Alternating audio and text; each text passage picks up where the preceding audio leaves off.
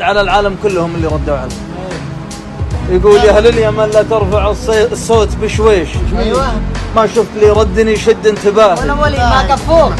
ما غير بيتين انجمعتوا لها جيش وانا مجمعها على كوب شاهي. ترى معي في الشعر ما تاكلوا عيش ولا المراجل كل ابوكم دواهي. قلت لا تنطق يمن وانت حشيش، لا تنطق يمن وانت حشيش، تروح مغفل وتهميش، نحرق كلامك في الشيش عشان تبطل تباهي. ان ودك الشهرة بإشويش، احنا اليمن صغيرنا جيش، عساك تخرج من الطيش وتكون فاهم وصاحي.